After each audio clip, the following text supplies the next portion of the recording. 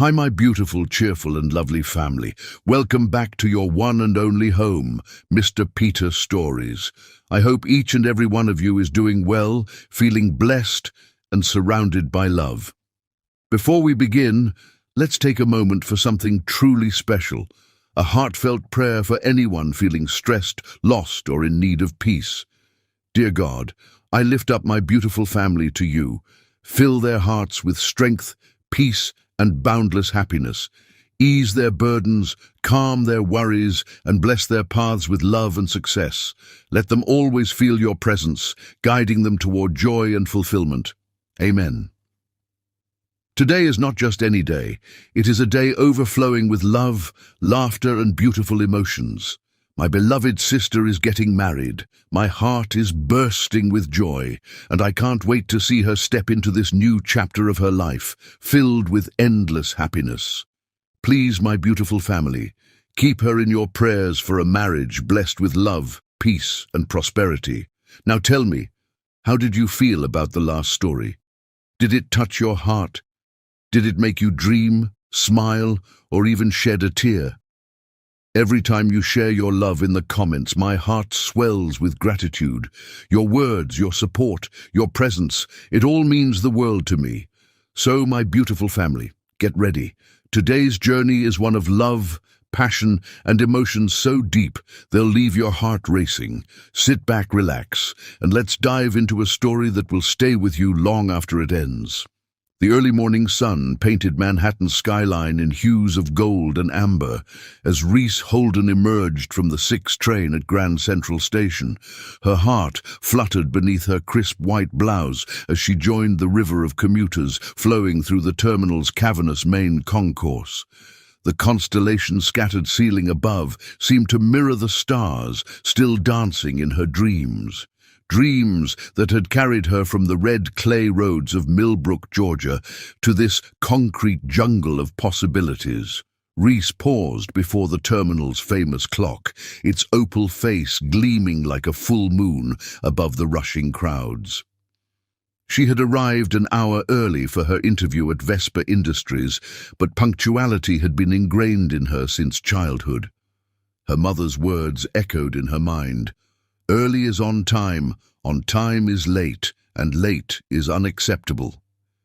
The memory brought both comfort and a sharp pang of homesickness. The reflection in a nearby shop window caught her attention. Her natural hair, styled in elegant twisted coils, crowned her head like a royal diadem. She had debated straightening it for the interview, but had ultimately decided against it. "Let them see all of me," she had told her reflection that morning. "The real me." Her deep brown eyes, flecked with hints of amber, held the same determination that had earned her a full scholarship to MIT and graduated her summa cum laude. Her carefully chosen outfit, a tailored navy blazer over a white silk blouse matched with a pencil skirt and modest heels, spoke of professional confidence without trying too hard to impress. The small golden pendant at her throat, her grandmother's good luck charm, completed the ensemble. It was simple, elegant, and utterly herself. As she navigated the busy streets of Midtown, Reese's mind wandered back to the path that had led her here. Growing up in Millbrook, a town where everyone knew everyone else's business before sundown, she had always felt like a square peg in a round hole. While other girls dreamed of settling down with local boys and raising families, Reese had spent countless nights beneath the Georgia stars, coding on her second-hand laptop and dreaming of bigger things. Her father, the town's high school mathematics teacher, had encouraged her love of numbers and logic. Her mother, who ran the local library, had fed her endless appetite for knowledge with books on everything from quantum physics to Renaissance art. They had created a sanctuary of learning in their modest home, nurturing her dreams, even when they stretched far beyond the town limits. The memories of home brought a bittersweet smile to her face as she approached the towering glass and steel structure that housed Vespa Industries. The building seemed to pierce the very sky, its reflective surfaces throwing back distorted images of the city below. This was it, the company that had revolutionized artificial intelligence and machine learning over the past decade. And at its helm was Johannes Vesper, the Wunderkind CEO, whose name had become synonymous with innovation. Rees had studied everything she could find about both the company and its enigmatic leader. Vesper Industries' ethical AI frameworks were legendary in the tech world, and their commitment to responsible innovation aligned perfectly with her own values. The position she was interviewing for, lead AI ethics researcher, felt like it had been created specifically for her. The security guard at the desk, an older gentleman with kind eyes, checked her ID and handed her a visitor's badge. "Good luck, Miss Holden," he said with a warm smile that reminded her of her grandfather. She thanked him, trying to quell the butterflies that had taken up residence in her stomach. The elevator ride to the 47th floor gave her time to center herself. She pulled out her small notebook, reviewing her notes on the company's recent projects and the ideas she had developed for improving their algorithmic bias detection systems. Her fingers brushed against the worn edges of the pages, each one filled with careful observations and innovative solutions she hoped would impress the interview panel. When the elevator doors opened onto Vesper Industries' main floor, Rees stepped into what felt like the future itself. The space was open and airy, with floor-to-ceiling windows offering breathtaking views of the city. Clusters of engineers and developers huddled around holographic displays, their animated discussions creating a buzz of creative energy. The walls were adorned with elegant, abstract art pieces that seemed to capture the essence of digital innovation in curves and colors. A young woman with a tablet approached her. "Ms. Holden, I'm Madison, Mr. Vesper's assistant. We're ready for you a bit early, if that's all right." Her friendly smile helped ease some of Rees's nervous tension. As she followed Madison through the office, Rees couldn't help but notice the diversity of the workforce. People of all backgrounds worked side by side, their differences celebrated rather than merely tolerated. It was another point in the company's favor. They didn't just talk about inclusion, they lived it. Madison led her to a conference room with views of Central Park stretching out like a green oasis amid the urban landscape.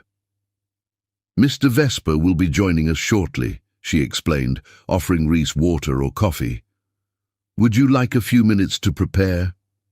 Rees declined the beverages, but accepted the moment of solitude. As she stood by the window, gazing out at the city that never seemed to sleep, she felt a profound sense of rightness. This was where she belonged, not despite her background, but because of it. Her unique perspective, shaped by life in a small southern town and honed by years of academic excellence, was exactly what this urban tech giant needed. She heard the door open behind her and turned, expecting to see Madison or perhaps one of the technical interviewers. Instead, she found herself face to face with Johannes Vesper himself. The photos she had seen hadn't done him justice. Tall and commanding, with intelligent eyes that seemed to look right through her, he radiated an energy that transformed the entire room. "Ms. Holden," he said, extending his hand, "I hope you'll forgive me for starting early. When I read your proposal on ethical AI frameworks, I couldn't wait to discuss it further." His grip was firm, but not overwhelming.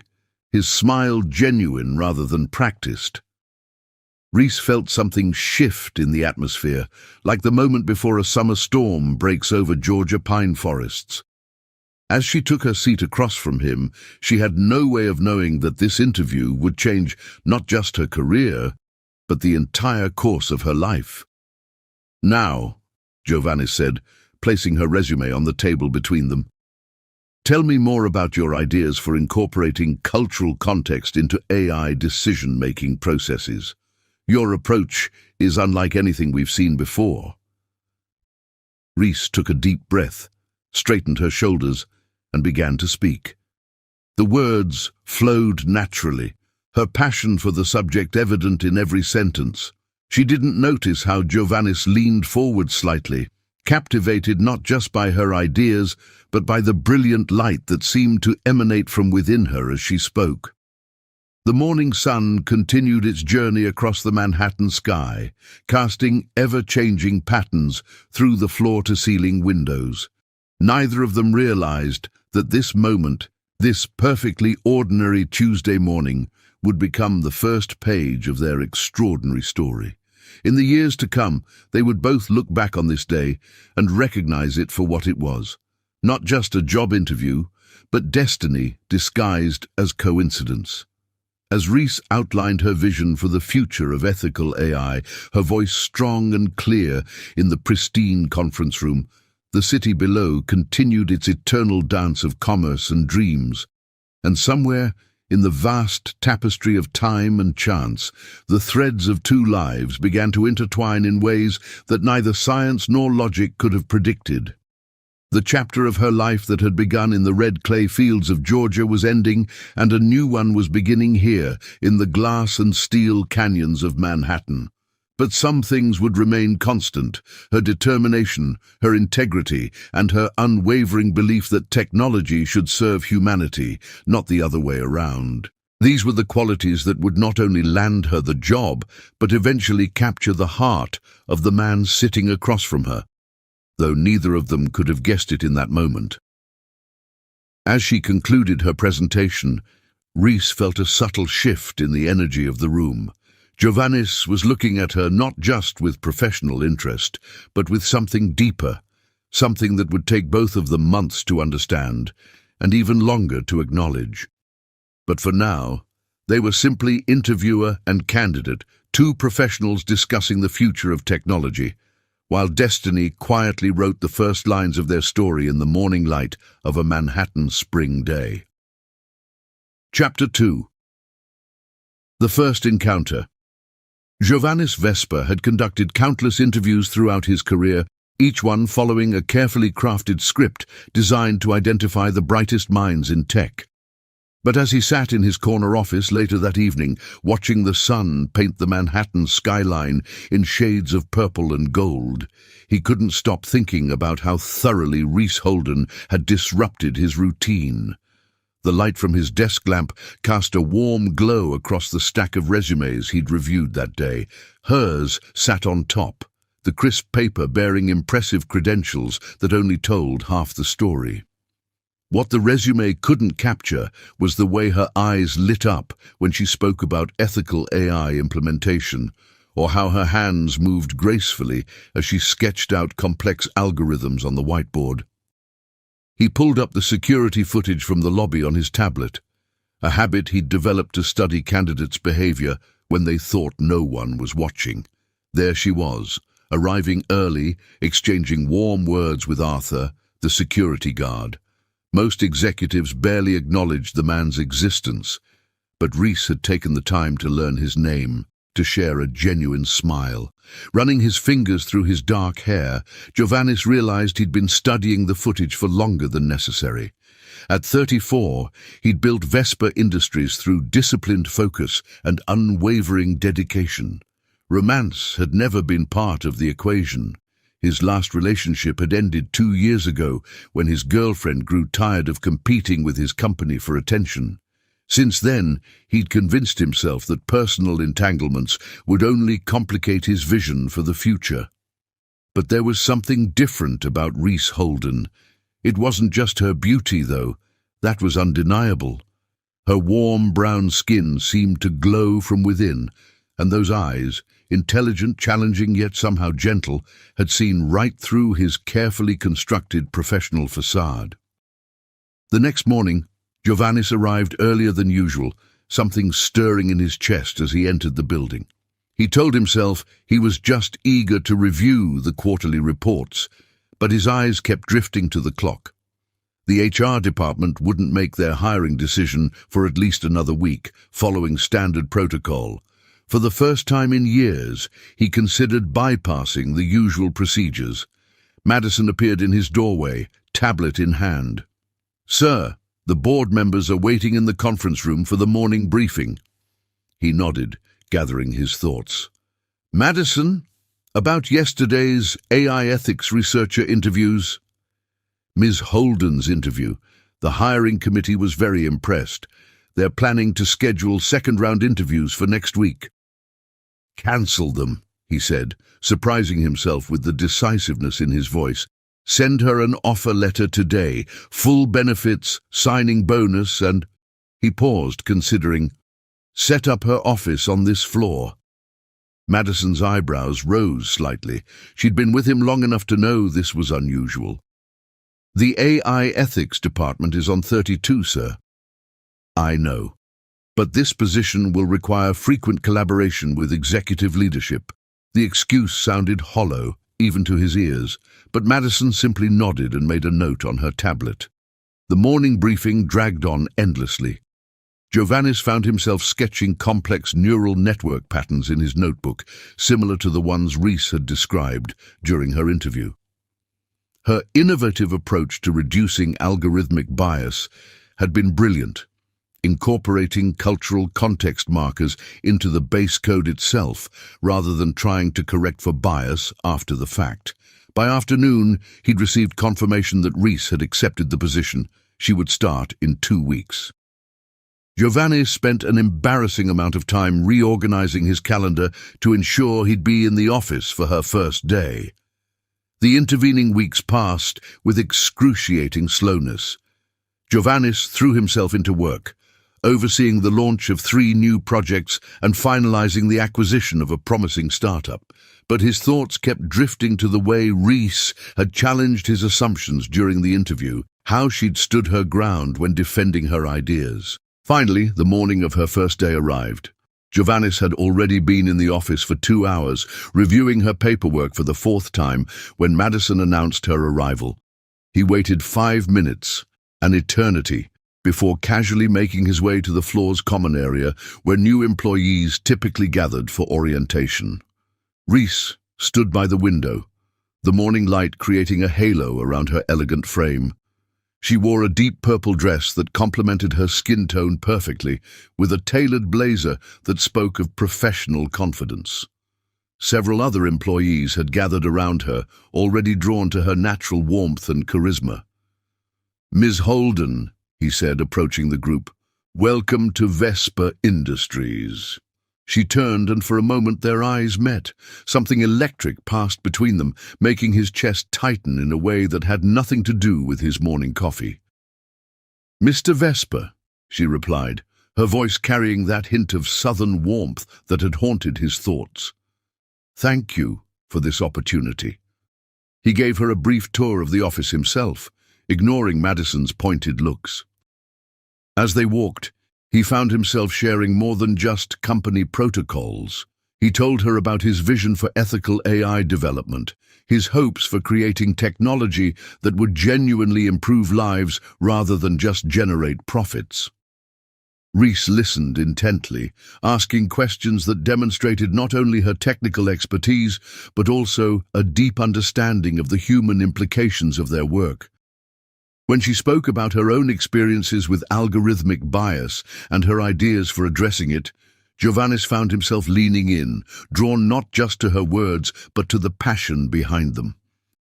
They ended the tour at her new office, a corner space with views of both the Empire State Building and Central Park. "This is incredible," she said, running her hand along the sleek desk. "But isn't this floor usually reserved for executive leadership?" "We believe in keeping our best minds close," he replied smoothly, though his heart was racing at her proximity. "Your work will be instrumental in shaping the future of this company." She met his gaze with a hint of skepticism in her eyes. "I appreciate the vote of confidence, Mr. Vesper, but I prefer to earn my place through merit rather than assumption." Her directness caught him off guard. Most employees simply accepted his decisions without question. "I've reviewed your work extensively, Ms. Holden. Your place here has already been earned." He hesitated, then added, "And please, call me Giovannis." "Then you should call me Reese," she replied with a small smile that would occupy his thoughts for the rest of the day. Over the next few weeks, Giovannis found himself creating increasingly elaborate reasons to seek her input on projects. He scheduled weekly meetings to discuss her progress, which somehow always ran over their allocated time. They developed a habit of working late, ordering dinner from the same Thai place around the corner, spreading documents across the conference room table as the city lights twinkled below. During these evening sessions, he learned more about her background, how she'd grown up in a small Georgia town, daughter of educators who had fostered her love of learning. She told him about coding her first program on a second-hand laptop, about the challenges she'd faced as a black woman in tech, about her dreams of creating AI systems that would truly serve all of humanity.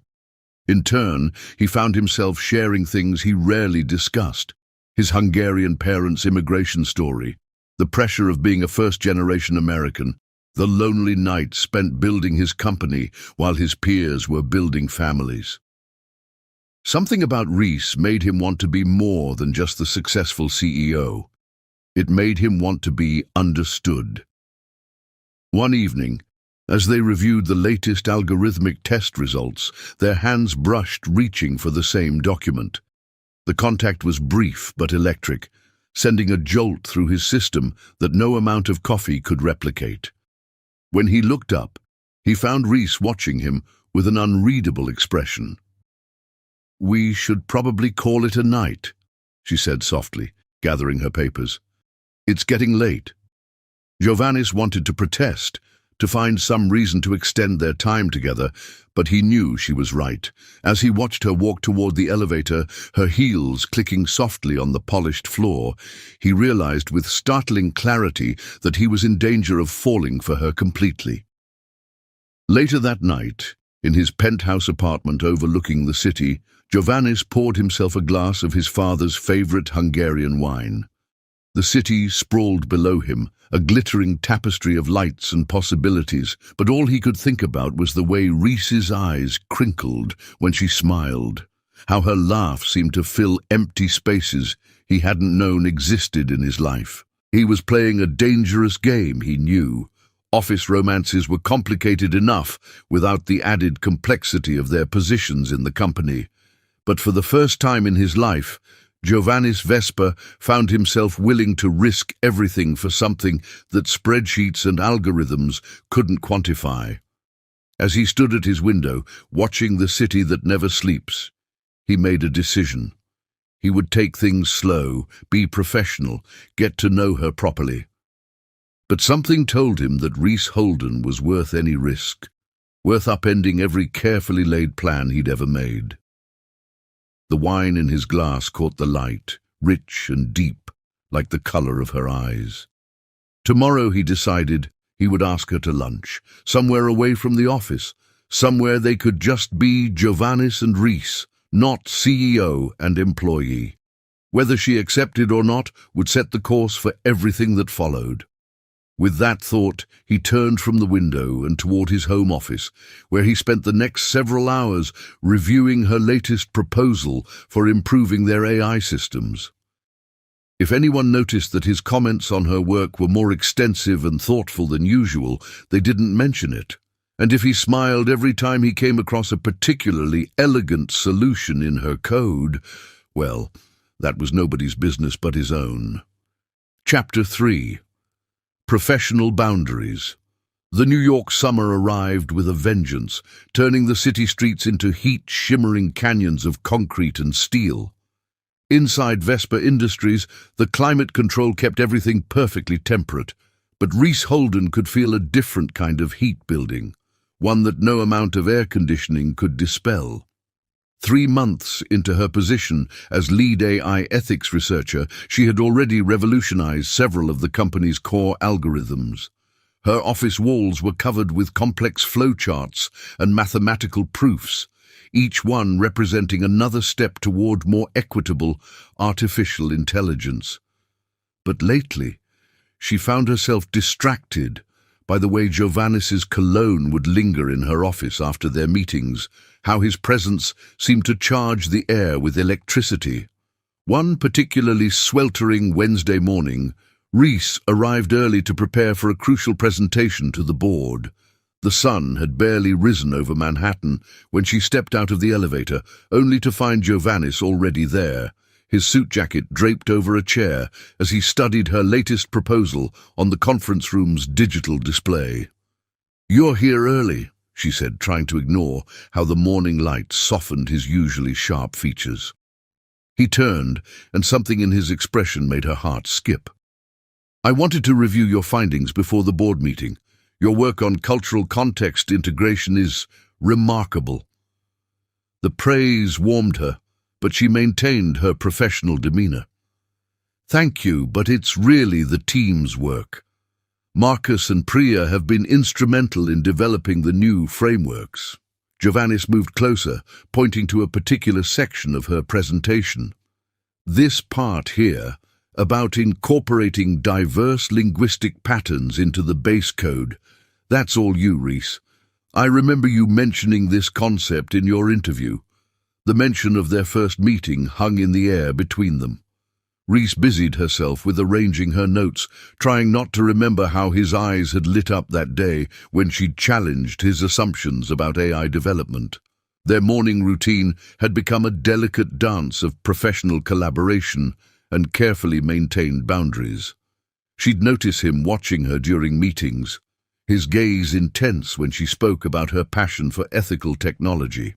He'd find reasons to stop by her office, their discussions about algorithms inevitably drifting into more personal territory. The board meeting that morning was a triumph. Reese presented her findings with confidence, her voice strong as she explained how their new ethical frameworks could transform the industry. She felt Giovannis's eyes on her throughout the presentation, but kept her focus on the board members, answering their questions with precision and insight. Afterward, as the board members filed out with murmurs of approval, Giovannis approached her. "Have dinner with me tonight," he said quietly, "to celebrate your success." Reese's heart thundered in her chest, but her voice remained steady. "I don't think that would be appropriate, Mr. Vesper." The formality of his surname seemed to pain him. "It would be a professional dinner, of course, to discuss the project's next phase." She gathered her materials, buying time to steady her nerves. "We both know it wouldn't be just that." Her eyes met his, acknowledging the unspoken tension between them. "I've worked too hard to have my achievements overshadowed by office gossip." Something flickered in his expression. Respect, frustration, and something deeper she wasn't ready to name. "You're right, of course," he said finally. "Your work should speak for itself," but their professional interactions only grew more charged after that. In team meetings, Reese would feel his presence behind her like a physical touch. When they worked late, their fingers would brush accidentally over shared documents, sending electricity through her system. She began timing her coffee breaks to avoid running into him in the break room, knowing that casual conversations inevitably turned into hour-long discussions that left her questioning her resolve. One evening, as storm clouds gathered over Manhattan, Reese found herself alone with Giovannis in the elevator. A crack of thunder made her jump slightly, and he instinctively reached out to steady her. His hand on her arm was warm, solid, and entirely too difficult to ignore. "Are you afraid of storms?" he asked softly. "No," she replied, moving slightly away. "They remind me of home." Summer thunderstorms in Georgia were practically a daily occurrence. "Tell me about your home," he said, and something in his voice made her look up. The elevator's soft lighting cast shadows across his face, making him look younger, more vulnerable. Before she could respond, the doors opened to their floor, and reality rushed back in.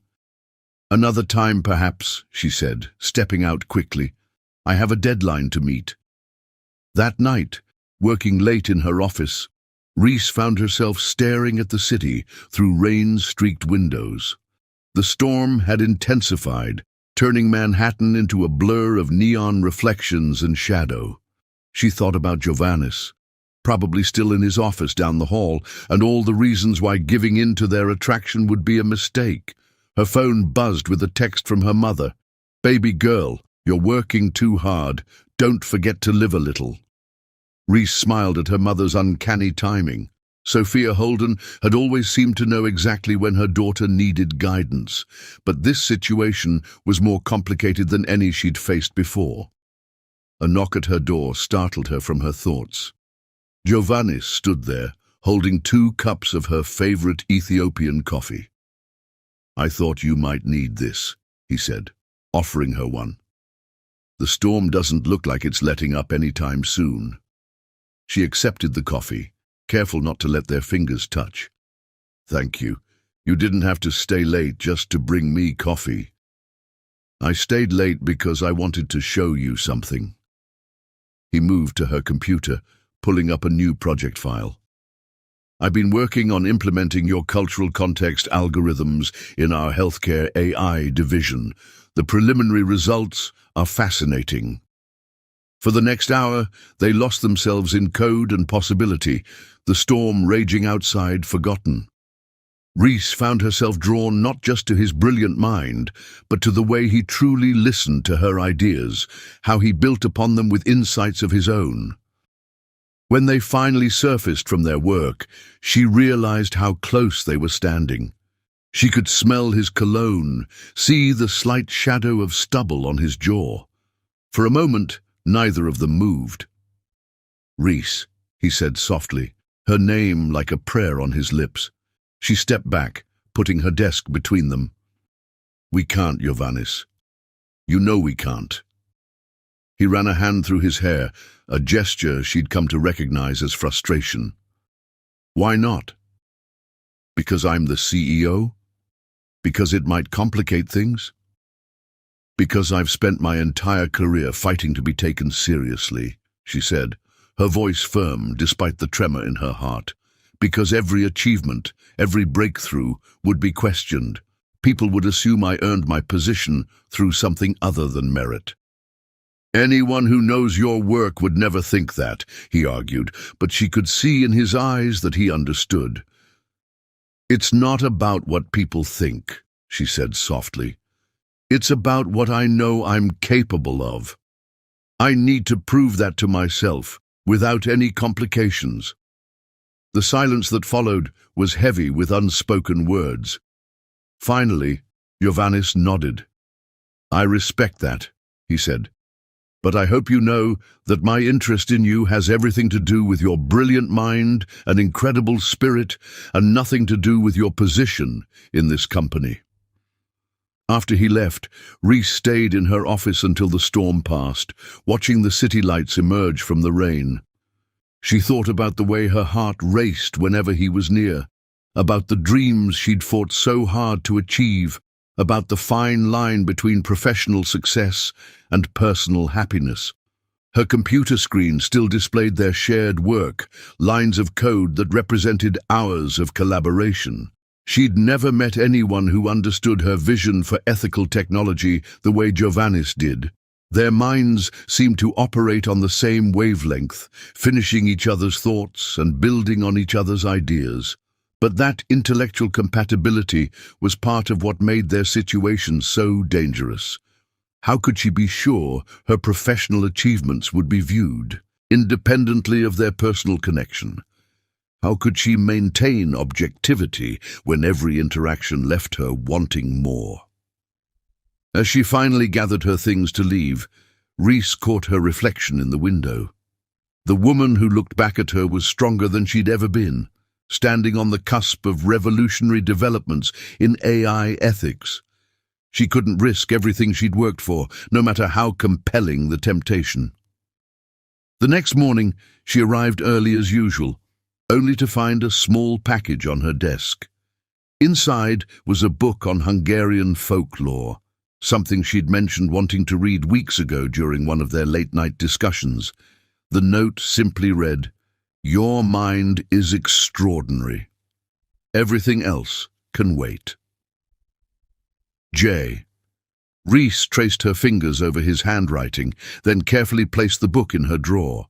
She had work to do, boundaries to maintain, and a reputation to build. But as she immersed herself in code and algorithms, she couldn't help but wonder if there might be a way to have both professional success and personal fulfillment. For now, though, she would focus on what she could control: her work, her integrity, and the careful distance she maintained from the man whose every glance threatened to upend her carefully constructed world. Chapter 4. The Conference. The Boston Tech Innovation Summit was the most prestigious gathering in the industry, transforming the historic Fairmont Copley Plaza into a nexus of cutting-edge technology and brilliant minds. For Reese, it represented an opportunity to present her groundbreaking work on ethical AI to the wider tech community. For Jovanis, it meant 3 days of watching her shine while maintaining a professional distance that grew more difficult by the hour. Snow fell softly outside the hotel's ornate windows as Reese checked in, her carry-on rolling quietly across the marble floor. The lobby's crystal chandeliers cast warm light across the space, their sparkle reminiscent of the Manhattan skyline she'd left behind. She was reaching for her room key when a familiar voice made her heart skip. "Ms. Holden," Jovanis said, approaching from the direction of the hotel bar. "I trust your flight was comfortable." She turned to find him looking more casual than she'd ever seen him.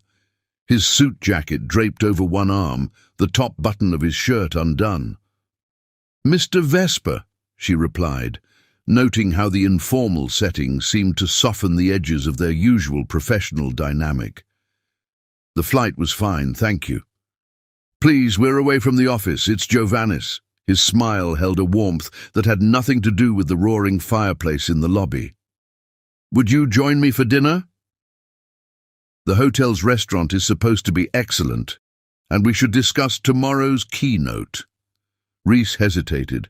Away from the glass walls of Vesper Industries, their usual boundaries felt less defined, but her presentation was tomorrow, and going over the details one last time couldn't hurt. "Give me 30 minutes to freshen up." His eyes lit up with poorly concealed pleasure. "I'll make a reservation." In her room, Reese changed into a deep burgundy dress that she'd packed for the conference's closing gala. The fabric hugged her curves while maintaining professional elegance, and the color made her skin glow. She told herself she wasn't dressing for him, but the extra time she spent arranging her hair suggested otherwise. The hotel's restaurant was a study in old-world luxury, with dark wood panels and intimate lighting. Jovanis was waiting at a corner table, and the way his eyes tracked her approach made her glad she'd chosen the burgundy dress. "You look stunning," he said as she sat down, then quickly added, "though I'm sure the tech community will be more interested in your groundbreaking research." Reese smiled, appreciating his attempt to maintain professional courtesy. "The research is what matters, though I won't pretend I don't want to make a good impression tomorrow." They ordered wine, a Hungarian red that Jovanis recommended, and as they waited for their meals, the conversation flowed easily from work to more personal territory. Away from the office, without the constant reminder of their professional roles, Reese found herself relaxing into his company. "Tell me about your family," she said, swirling the wine in her glass. "You've mentioned your parents immigrated from Hungary, but you've never said much more." Jovanis's expression softened. "They came here with nothing but dreams and determination. My father was a professor in Budapest, but here he worked as a janitor while learning English. My mother taught piano lessons from our tiny apartment." He paused, lost in memory. "They sacrificed everything to give me an education." "Is that why you push yourself so hard?" Reese asked softly. He met her eyes across the table. "Partly. But lately I've been wondering if there's more to life than just working to prove something." The intensity of his gaze made her heart race. She changed the subject to safer territory, asking about his plans for the company's future, but the moment lingered between them like the wine's rich aftertaste. After dinner, they found themselves reluctant to part ways. The hotel's grand lobby was quiet, most conference attendees having retired early before tomorrow's events. Snow continued to fall outside the tall windows, creating an intimate atmosphere that made the rest of the world feel very far away. "Would you like to review your presentation one more time?" Giovannis asked, though they both knew she was more than prepared. "Actually," Reese said, surprising herself, "I'd rather hear more about Budapest. You light up when you talk about it." They settled into a pair of high-backed chairs near the fireplace, and Giovannis began sharing stories of his childhood visits to his grandparents' home in the hills of Buda. He described the view of the Danube at sunset, the smell of his grandmother's cooking, the sound of church bells echoing across the city. "You should see it," he said softly. "There's this little cafe near the castle district where the pastries are like nothing you've ever tasted." "Are you offering to be my tour guide?" Reese asked, trying to keep her tone light, despite the way her pulse quickened at the implied invitation. "Would you say yes if I was?" Before she could answer, her phone buzzed with a message from the conference organizers about tomorrow's schedule. Reality crashed back in, reminding her of all the reasons why this, whatever this was, couldn't happen. "I should get some rest," she said, standing perhaps too quickly. "Tomorrow's a big day."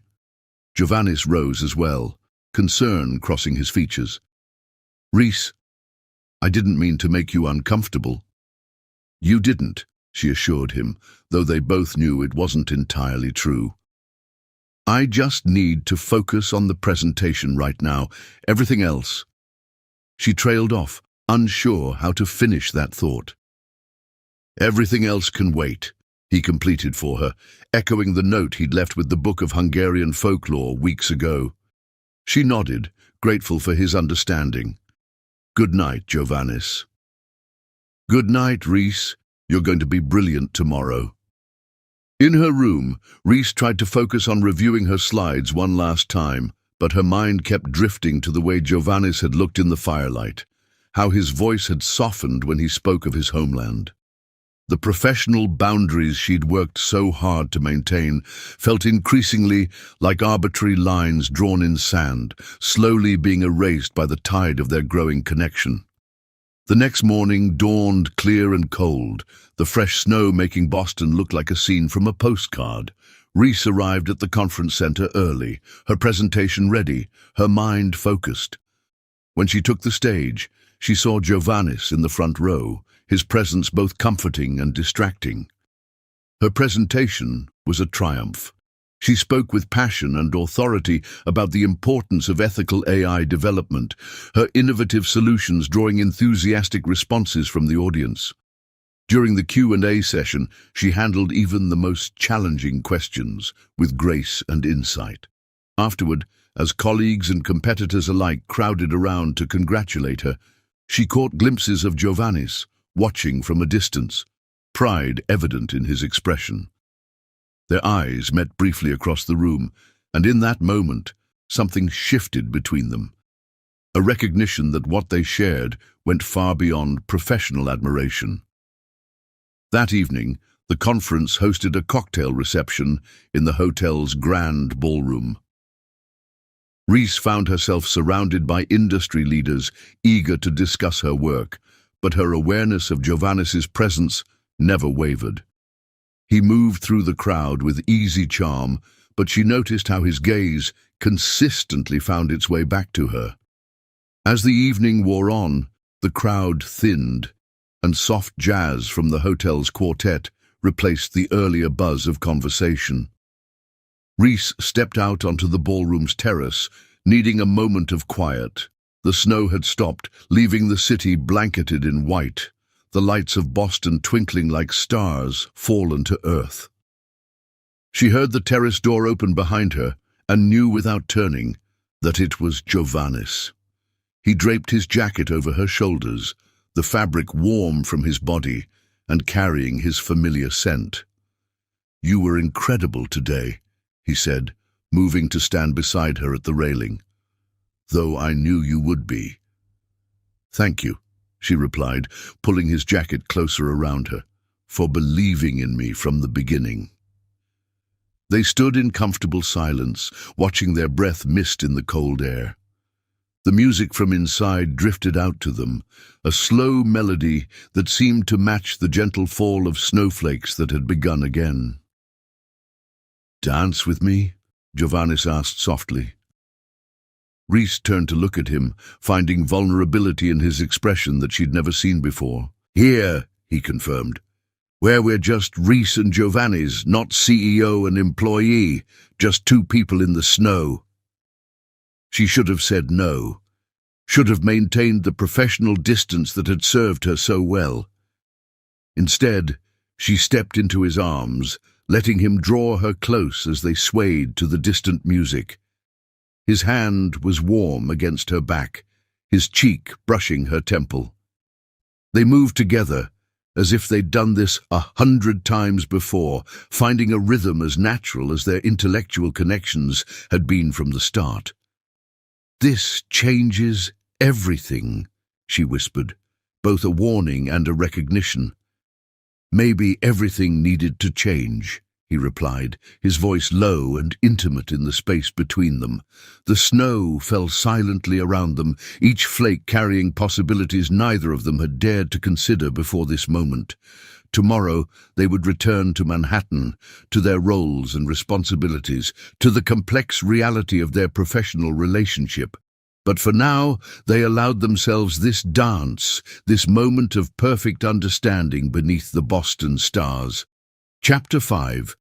Pursuit Manhattan in spring bore little resemblance to that snowy night in Boston, but Giovannis found himself thinking of their dance whenever he caught the scent of fresh flowers from the vendor outside Vesper Industries. The memory of Rhys in his arms, snowflakes catching in her hair, haunted him through endless meetings and late-night strategy sessions. Their return from the conference had brought with it a subtle shift in their dynamic.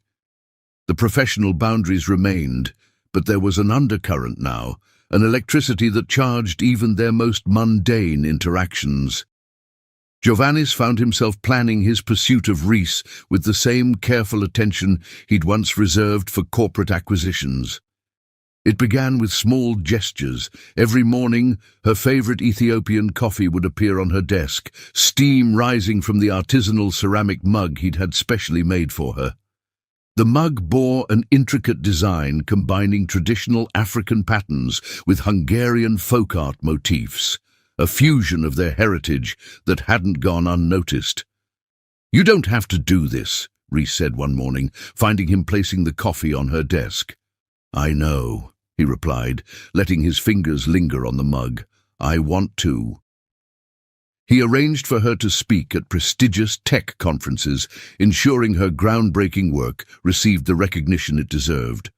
When she revolutionized their AI's cultural sensitivity algorithms, he made sure the press releases prominently featured her name and contributions. "You're building quite a reputation in the industry," he commented one evening as they reviewed the latest coverage of her innovations. Rhys looked up from her tablet, her eyes sharp. "Is that what this is about? Proving that my success isn't tied to our connection?" "This is about making sure everyone sees what I saw the moment you walked into my office," he said softly. "A brilliant mind that's going to change the world." She held his gaze for a long moment before returning to her work, but he noticed the small smile playing at the corners of her mouth. As spring deepened into summer, Giovannis found more creative ways to demonstrate his interest while respecting her professional boundaries. He started a book club within the company, knowing her love of literature.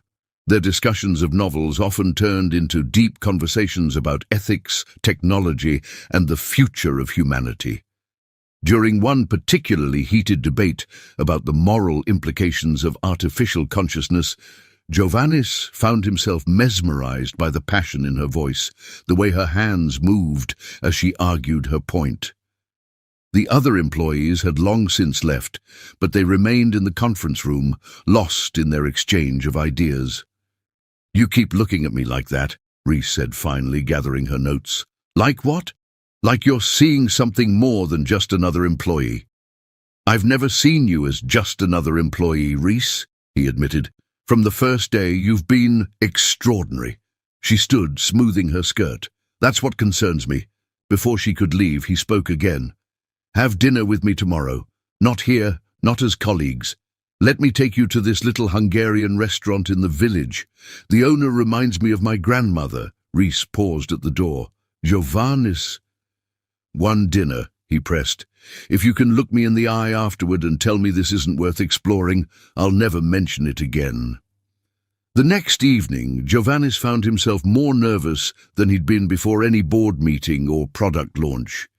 He'd chosen his outfit carefully, a charcoal suit that spoke of sophistication without the rigid formality of his usual business attire.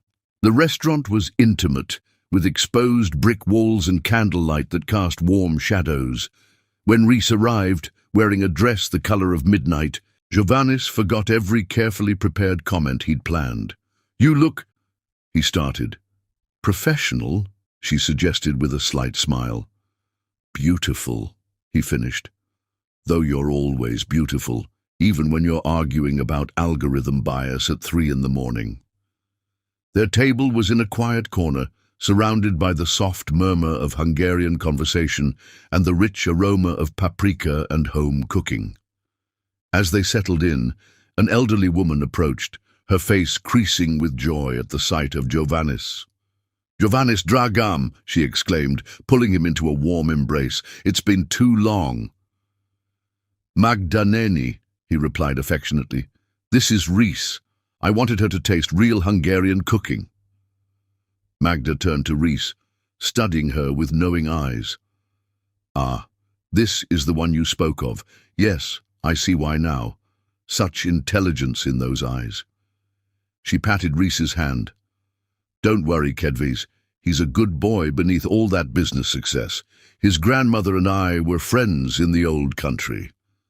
As Magda bustled away to prepare their meal personally, Reese raised an eyebrow. "You spoke of me." Giovannis felt heat rise in his cheeks. "Magda Nenny has a way of drawing out confidences. Something about her reminds me of home." The evening unfolded like a dream, with course after course of traditional Hungarian dishes appearing at their table. Giovannis watched Reese's delight as she tasted each new flavor, explaining the stories behind each dish, sharing pieces of his heritage. "My mother used to make these exact turogombok when I was sick," he said, watching Reese sample the sweet cottage cheese dumplings. "She said they could cure anything."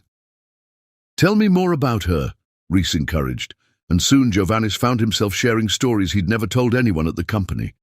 About his mother's determination to maintain Hungarian traditions in their tiny New York apartment, about the sacrifices his parents had made to give him an education. In turn, Reese opened up about her own family, about growing up in Georgia, where her parents had instilled in her a love of learning and a determination to succeed despite any obstacles. As she spoke about her father's influence on her career choice, Giovannis noticed how her whole face lit up. "He always said that technology should serve humanity, not the other way around," she explained. "That's why your company's ethical approach resonated with me so much."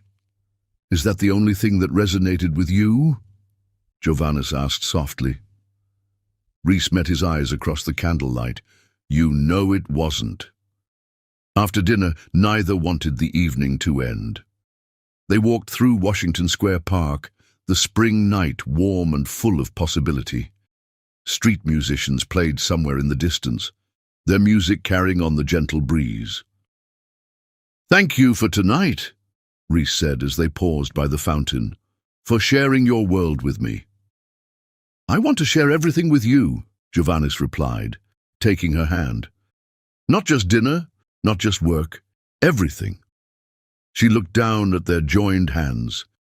"You know why this is complicated." I know why you think it's complicated, he corrected, but I also know that what we have, this connection, this understanding, it's rare. And I'm willing to work as hard at earning your trust as I did at building my company. And if it doesn't work out, she asked, if we try this and it falls apart, then we deal with it as the professionals we are, he said. But Reese, I'm more afraid of not trying at all, of letting fear keep us from something extraordinary. She studied his face in the moonlight, and he could see her brilliant mind working through every possibility, every potential outcome. Finally, she squeezed his hand. Slowly, she said. If we do this, we take it slowly, and we keep it private until we're sure. Giovannis felt his heart soar, but he kept his voice steady. I can work with that. As they walked back through the city streets, their hands still linked, Giovannis found himself planning their future with the same intensity he usually reserved for business strategies. But this was more important than any corporate merger or product launch. This was about building something real with a woman who challenged and inspired him in equal measure. The next morning, when Reese arrived at her office, she found a single red rose on her desk along with her usual coffee. The note simply read, slowly but surely, J. She tucked the note into her drawer with a smile, then dove into her work with renewed energy. If anyone noticed the change in their dynamic, the lingering glances, the soft smiles they shared in meetings, they were professional enough not to mention it. And so began their careful dance, a delicate balance of professional excellence and growing personal connection. Giovannis pursued Reese with patience and determination, each gesture thoughtfully chosen to show her that his interest went far beyond physical attraction or professional admiration. He was pursuing her mind, her heart, her soul, and he was prepared to take all the time she needed to prove that their connection was worth any risk it might entail. Chapter 6. The Wall. The New York autumn painted Central Park in shades of gold and crimson, but Reese barely noticed the changing seasons as she buried herself in work. Despite their agreement to explore their connection slowly, her growing feelings for Giovannis terrified her. Every shared smile, every brush of hands over project documents, every late-night conversation that strayed from professional topics to personal dreams, it all added up to something that threatened everything she'd worked for. The breaking point came during a late-night project session. They were alone in the office, the Manhattan skyline twinkling beyond the floor-to-ceiling windows. The AI ethics report they were supposed to be reviewing lay forgotten between them as their discussion drifted to more personal territory. Tell me more about your time at MIT, Giovannis said, his voice soft in the quiet office. What made you choose artificial intelligence as your focus? Reese leaned back in her chair, memories flooding back. There was this professor in my freshman year. She was the only black woman in the department, and she took me under her wing. She showed me how AI could either perpetuate societal biases or help eliminate them.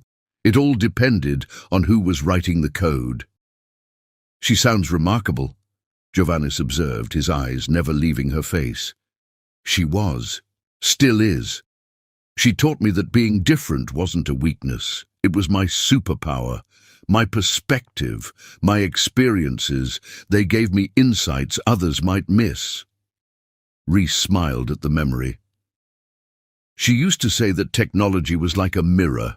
It reflects back the biases of its creators unless we consciously work to make it better. That's what you're doing here, Giovannis said, moving closer. Making it better, making all of us better. The intensity in his gaze made her heart race. They were sitting too close now, the late hour and shared confidences, creating an intimacy that was becoming harder to resist. Giovannis, she said softly, we need to talk about this, about us. He reached for her hand, his touch sending electricity through her system. I'm in love with you, Reese. I think I have been since that first interview when you challenged every assumption I had about AI development. The words hung in the air between them, beautiful and dangerous. Reese pulled her hand away, standing to put distance between them. "You can't say things like that," she said, her voice trembling slightly. "You're the CEO. I'm an employee. Do you have any idea what people would say?" "I don't care what people say," he replied, rising to follow her. "I care about what's real. And this, us, it's the most real thing I've ever felt." "That's easy for you to say," Reese countered, wrapping her arms around herself. "You're Giovannis Vesper. You've already proven yourself, but I'm still establishing my reputation in this industry. Do you know how hard I've worked to be taken seriously as a black woman in tech?" She turned to face him, her eyes bright with unshed tears. Every achievement, every breakthrough, they'd all be questioned. People would assume I got where I am because I'm sleeping with the boss, not because of my mind or my work. "Anyone who knows your work would never think that," Giovannis argued, but she could see the understanding dawning in his eyes. "It doesn't matter what they think. It matters what I know about myself. I've spent my entire life proving I belong in these spaces. I can't risk everything I've built for a relationship that might not even work." "So you've already decided it won't work?" His voice held a note of hurt she'd never heard before. "I've decided I'm not interested in being anyone's secret or temporary distraction," she said firmly. "I've worked too hard to be reduced to that." "Is that what you think this is?" Giovannis stepped closer, his expression intense. "A distraction? Reese, you're the most brilliant person I've ever met. Your mind challenges me. Your integrity inspires me. Your passion for making the world better makes me want to be better. This isn't some office romance or passing attraction." Reese felt her resolve wavering under the sincerity in his voice, but she steeled herself. "Then prove it," she said quietly. "Prove that this is more than just words, because right now all I see is risk. Risk to my career, my reputation, everything I've worked for." "Tell me how," he said. "Tell me what you need from me to prove this is real." She shook her head, gathering her things. "That's not how this works. I need to focus on my career right now, on the projects we're developing, on making a real difference in how AI impacts people's lives." "We can have both," Giovannis insisted. "Professional success and personal happiness aren't mutually exclusive." "Maybe not for you," she replied, "but I had to fight twice as hard to get half as far. I can't afford any distractions right now." The word distraction hit him like a physical blow. He stepped back, running a hand through his hair in frustration. "Is that all I am to you, a distraction?" "No," she admitted softly. "That's what makes this so difficult." The silence that followed was heavy with unspoken words and unfulfilled possibilities. Finally, Giovannis spoke, his voice carefully controlled. "I respect your decision," he said, "but I want you to know that my feelings won't change. When you're ready, if you're ever ready, I'll still be here." Reese gathered her remaining strength and professionalism. "Thank you for understanding. I should go home now. It's late." He nodded, watching as she collected her papers and laptop. At the door, she paused, looking back at him, standing alone in the dimly lit office. "Giovannis?" "Yes?" "I'm not saying never," she said quietly. "I'm just saying not now." After she left, Giovannis stood at the window for a long time, watching the city lights blur through eyes that burned with unshed tears. He understood her reasons, respected them even, but understanding didn't make the ache in his chest any less real. The next few weeks were an exercise in professional restraint. They maintained their working relationship, but the easy warmth of their interactions was replaced by careful formality. The coffee still appeared on her desk each morning, but now it came from her assistant rather than Giovannis himself. In meetings, they focused strictly on business matters, their previous intellectual sparring replaced by polite agreement and professional distance. The other employees noticed the change, but were wise enough not to comment. Reese threw herself into her work with renewed intensity, developing breakthrough after breakthrough in their AI ethics protocols. Her reputation in the industry grew stronger with each innovation, but the success felt hollow without being able to share it with the one person who truly understood her vision. Late one night, working alone in her office, she found herself staring at the book of Hungarian folklore still tucked away in her drawer. Her fingers traced his handwriting on the note, remembering all the moments they'd shared, all the possibilities they'd left unexplored. A knock at her door startled her from her reverie. It was Madison, Giovannis's assistant, with a stack of papers requiring her signature. "He's not here," Madison said softly, noticing Reese's quick glance toward Giovannis's office. "He's been taking more business trips lately. Says it's good to check on our international operations personally." Reese nodded, trying to ignore the pang in her chest. She knew he was giving her the space she'd asked for, but his absence left an emptiness in the office that no amount of professional success could fill. As she signed the papers, Madison hesitated, then spoke again. "You know, I've worked for Mr. Vesper for 5 years. I've seen him date other women, seen him end relationships without a second thought, but I've never seen him look at anyone the way he looks at you." "Madison," Reese warned, not wanting to have this conversation. "I know it's not my place," the assistant continued, "but sometimes the biggest risks lead to the greatest rewards." After Madison left, Reese sat in her quiet office, the city lights twinkling beyond her window. She thought about risks and rewards, about professional success and personal fulfillment, about all the walls she'd built to protect herself, and whether they were now keeping out something worth fighting for. Her phone buzzed with a text from her mother. "Baby girl, remember what I always told you. Your brain got you where you are, but don't let it talk you out of where you're meant to be." Reese smiled at her mother's uncanny timing and wisdom, but for now, she had to stay strong, had to prove to herself and the world that she could succeed on her own merits. The wall she'd built between herself and Giovannis would stay in place, protecting her heart and her career, even as it threatened to crumble with every shared glance and unspoken word. Chapter 7. Transformation. Winter descended on Manhattan with unusual ferocity, but the cold outside was nothing compared to the emptiness Giovannis felt in Reese's absence. Her words had struck deeper than she knew, forcing him to examine himself in ways he'd avoided for years. In the quiet of his penthouse, overlooking a city shrouded in snow, he began the painful process of transformation. The first step was acknowledging the truth in her fears. He spent a sleepless night, reviewing every past relationship, every casual encounter that had ended when things got too serious.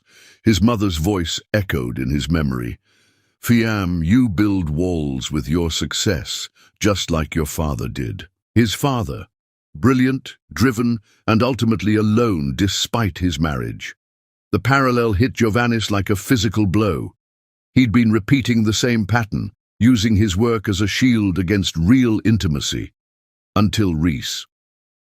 The next morning, he did something he hadn't done in years. He called a therapist. Dr. Elena Martinez specialized in helping executives navigate personal growth. Their first session was uncomfortable, forcing him to confront truths he'd buried beneath spreadsheets and business strategies. "Tell me about your parents' marriage," Dr. Martinez prompted, her office offering a view of snow falling over Central Park. Giovannis stared out the window, memories surfacing. "They loved each other once. I remember them dancing in our tiny apartment kitchen, my mother teaching my father American idioms while he cooked Hungarian dishes. But somewhere along the way, his drive for success consumed everything else, including their relationship. He provided for us, gave us everything he never had growing up, but he was never really there." Giovannis turned back to face her. "I swore I'd never be like that, but you're afraid you're becoming him." The question hung in the air, heavy with implications. Reese sees it, he admitted. She sees everything. That's what terrifies me and attracts me. Over the following weeks, Giovannis threw himself into therapy with the same intensity he usually reserved for business deals. He explored his fear of vulnerability, his tendency to control outcomes, his habit of using success as a substitute for real connection. At work, he maintained a professional distance from Reese, respecting her boundaries while quietly working on himself. He noticed how she watched him sometimes, curiosity in her eyes as she observed the subtle changes in his behavior. The biggest test came during a crucial board meeting. One of the older board members dismissed Reese's concerns about algorithmic bias in their new healthcare AI, suggesting she was being oversensitive. The old Giovannis would have smoothed things over diplomatically. The new Giovannis stood up. "With all due respect, Richard," he said firmly, "Ms. Holden's expertise in this area is precisely why we hired her. Her perspective isn't oversensitive. It's essential. And if we're going to be industry leaders in ethical AI, we need to listen when she raises these concerns." The room fell silent. Reese's expression was unreadable, but something flickered in her eyes, recognition perhaps of the change in him. After the meeting, she caught up with him in the hallway. "You didn't have to do that." "Yes, I did," he replied simply. "Not because of any personal feelings, but because it was right. You were right." She studied him for a long moment. "You're different lately." "I'm trying to be," he admitted. "Not for you, though you inspired it. For myself." That evening, alone in his office, Giovannis pulled out an old photo of his parents on their wedding day. They looked so young, so full of hope. Somewhere along the way, his father had lost sight of what really mattered, choosing the safety of success over the risk of real intimacy. "I won't make the same mistake," he whispered to the photograph. The therapy sessions continued, each one peeling back another layer of protection he'd built around his heart. Dr. Martinez helped him see how his drive for perfection had become a way to avoid genuine connection. "What are you really afraid of, Giovannis?" she asked during one particularly challenging session. "Failing," he answered automatically, then caught himself. "No, that's not quite true. I'm afraid of succeeding at the wrong things, of building an empire but losing what matters most." The revelation led him to make changes in how he ran his company. He implemented more family-friendly policies, encouraged work-life balance, and started mentoring young entrepreneurs from disadvantaged backgrounds. The press praised these initiatives as progressive corporate leadership, but few knew they stemmed from his personal journey of growth. One cold February morning, he arrived at the office to find Reese waiting by his desk. She held a newspaper featuring an article about Vespa Industries' new mentorship program for minority students in tech. "This is remarkable," she said softly, "and genuine. I can tell it's not just corporate PR." "It's something I should have done long ago," he replied. "Sometimes it takes someone special to help us see our blind spots." Their eyes met, and for a moment the professional masks slipped. Reese saw the changes in him, not just in his actions, but in his energy, his presence. The driven CEO was still there, but now tempered with something deeper, more authentic. "Why are you doing all this?" she asked, though her eyes suggested she already knew the answer. "Because you were right," he said simply, "about everything. About me needing to prove this was more than words. About the importance of earning trust through actions, not promises.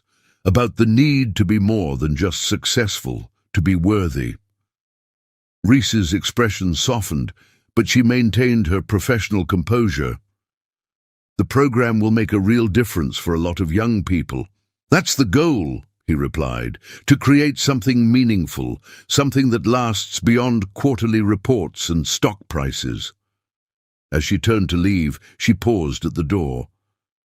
"I notice you're not pursuing me anymore," she said quietly. "I'm pursuing something more important right now," he answered. "The person I need to be, not just for you, but for myself." The smile she gave him then was worth every uncomfortable therapy session, every painful self-revelation, every moment of growth and change. Later that week, during a late-night coding session, their teams were working on integrating her ethical frameworks into the company's core AI systems. Giovannis brought coffee for everyone, not just Reese, and spent time listening to ideas from even the junior developers. One young programmer, clearly nervous about speaking up, suggested a modification to Reese's algorithm. Instead of dismissing the idea or trying to control the discussion, Giovannis encouraged the dialogue, watching with quiet pride as Reese built on the suggestion to create something even better. "You've changed," Madison commented later, bringing him the daily reports. "Had to happen eventually," he replied with a small smile. "It looks good on you," she said. "The whole office feels different, more human." That night, as snow fell outside his penthouse windows, Giovannis wrote a letter to his father. He didn't mail it. His father had passed away years ago, but the act of writing helped him understand his own journey better. "You taught me how to succeed," he wrote, "but Reese taught me how to grow. Success without growth is just another form of failure. I understand now why you were always chasing the next big deal, the next achievement. You were trying to fill something empty inside.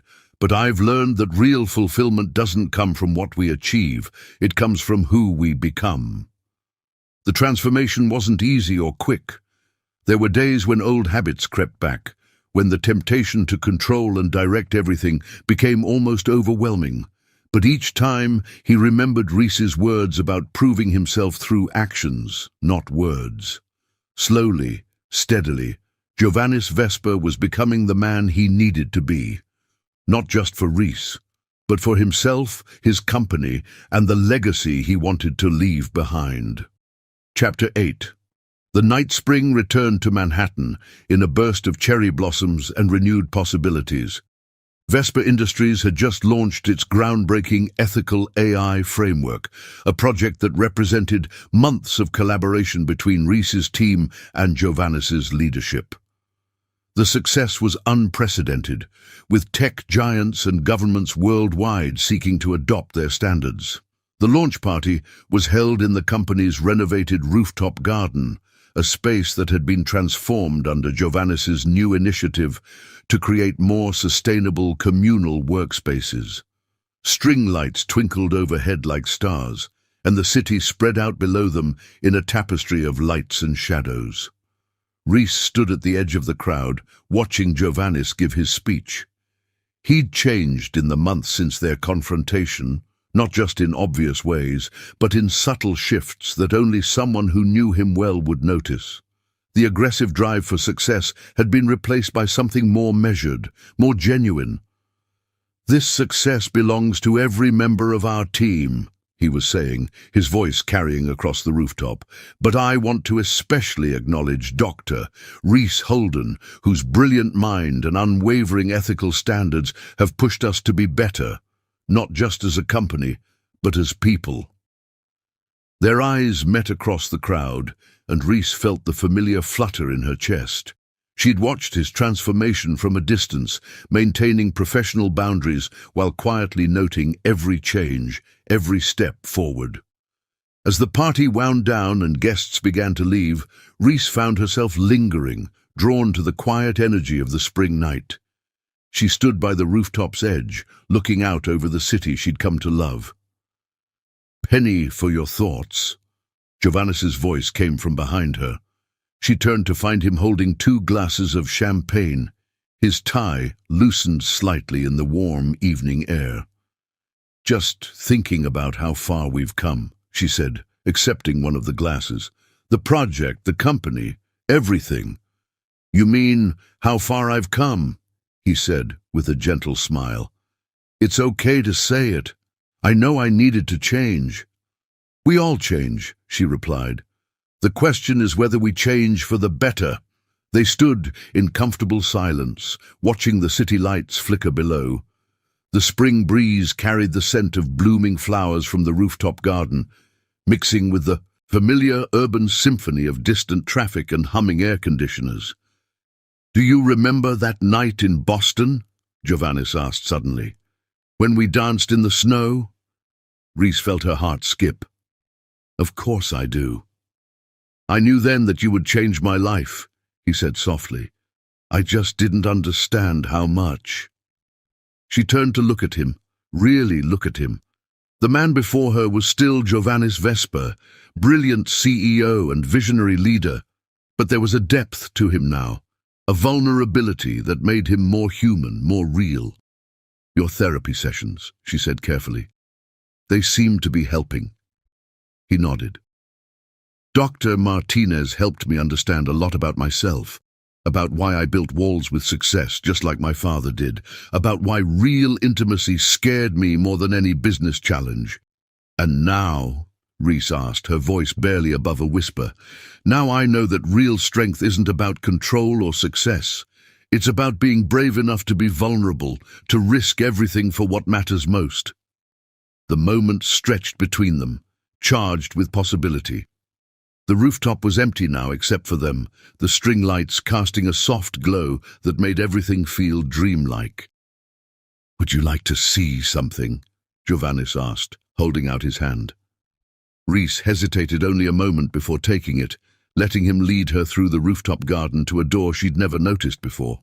It opened to his private office, not the formal one downstairs, but a smaller, more personal space with floor-to-ceiling windows and comfortable furniture.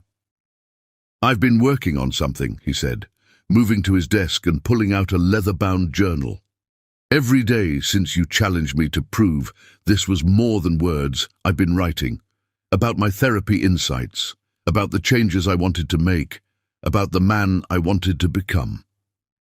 He handed her the journal with slightly trembling hands. "I want you to read it, all of it, because you deserve to know that this transformation wasn't just about winning you back.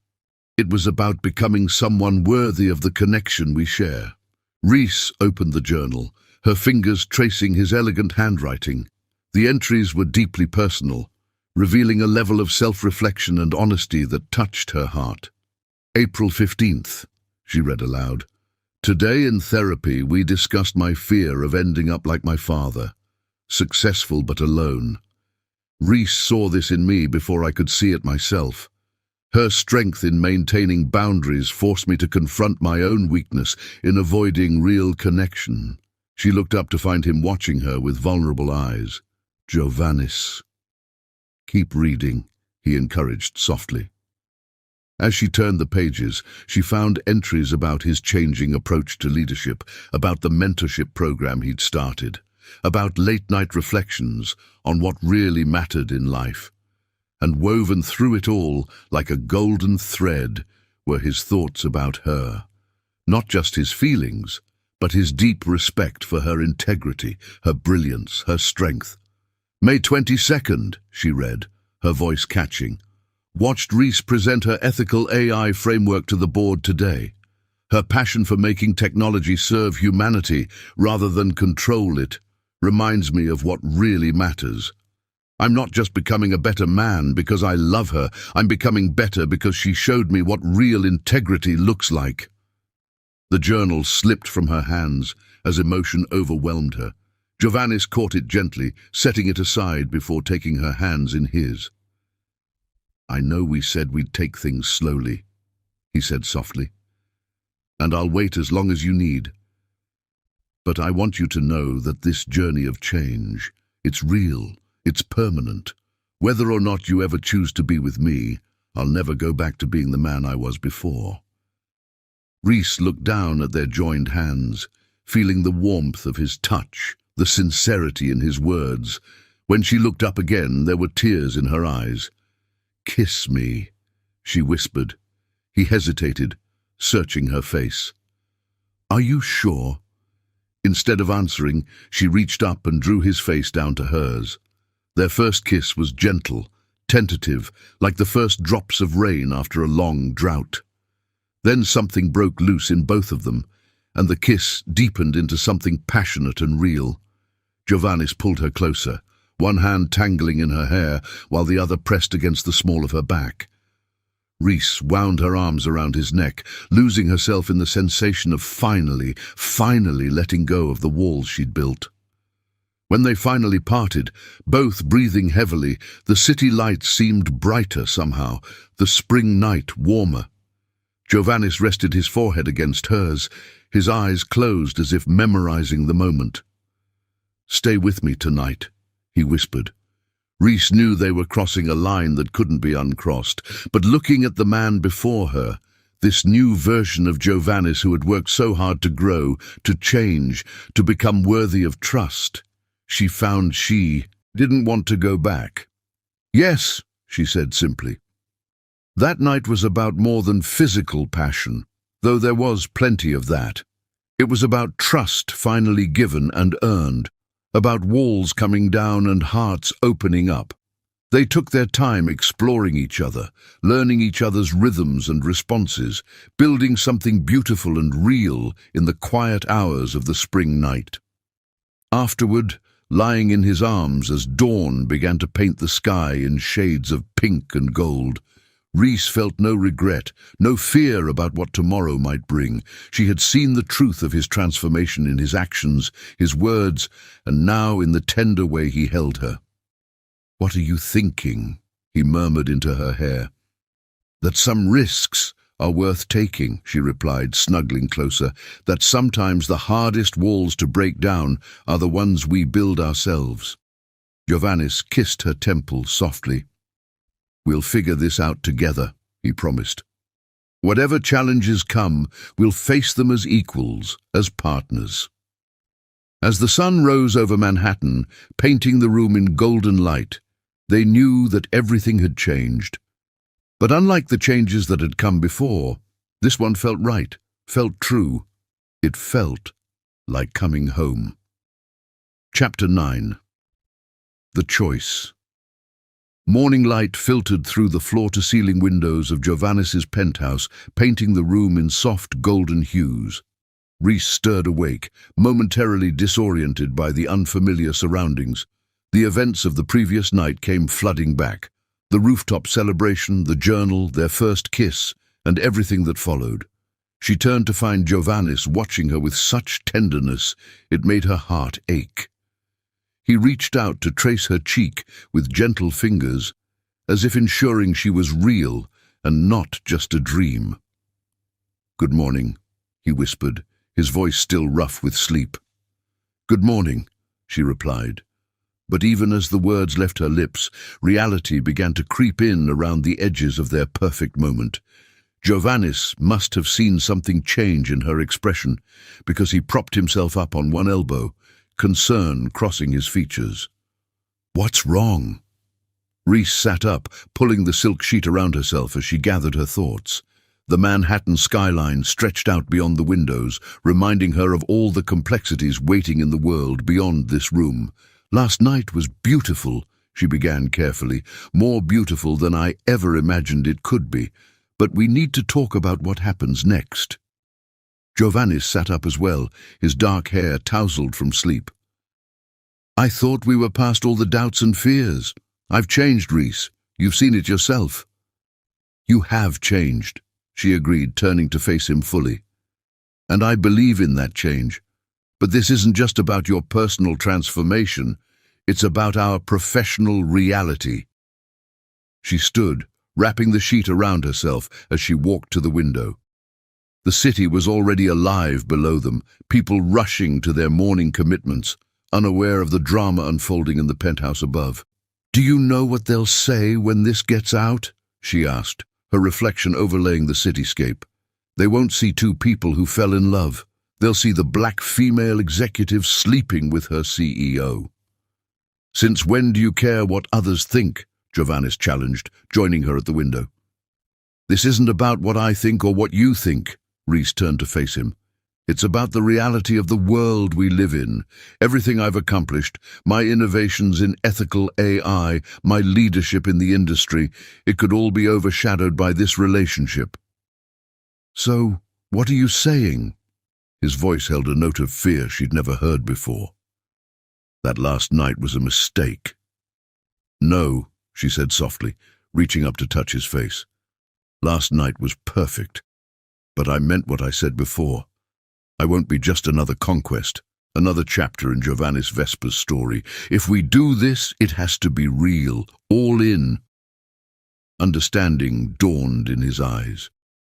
You want me to marry you? I want you to want to marry me, she corrected. Not because it's an ultimatum, but because you see a future with me as your equal partner, both personally and professionally. Giovannis stepped back, running a hand through his hair, a gesture she'd come to recognize as his way of processing complex emotions. Reese, you know how I feel about marriage, after watching my parents. I know, she interrupted gently, and that's exactly why we need to have this conversation now, before we go any further. Because I won't hide what we have, and I won't let our relationship undermine everything I've worked for. She moved to gather her clothes, her movements deliberate and controlled, despite the emotion churning inside her. I need you to really think about what you want, Giovannis, not just in the heat of the moment, not just because last night was amazing, but in the long term. He caught her arm as she passed, his touch gentle but urgent. Don't leave like this. We can figure this out together. No, she said firmly, though her heart was breaking. This is something you need to figure out on your own.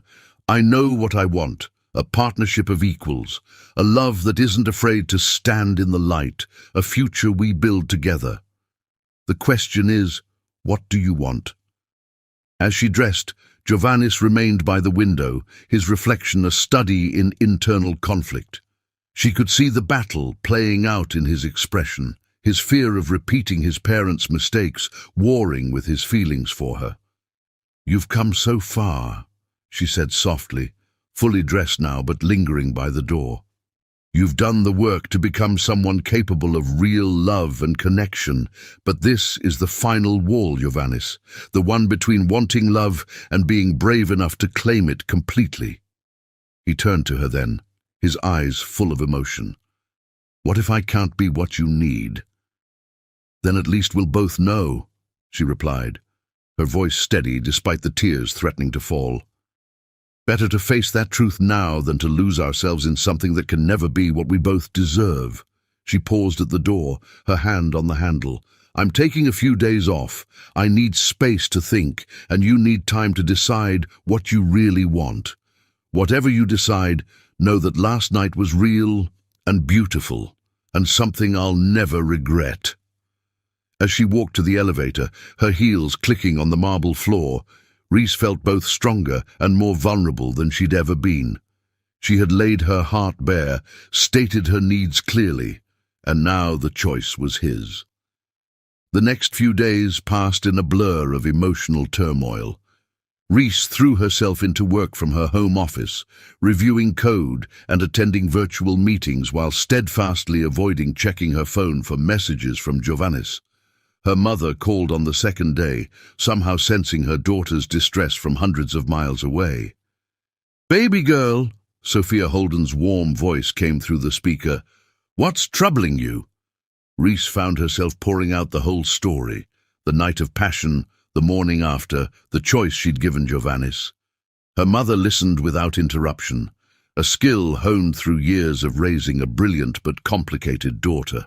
"You did the right thing," Sophia said finally.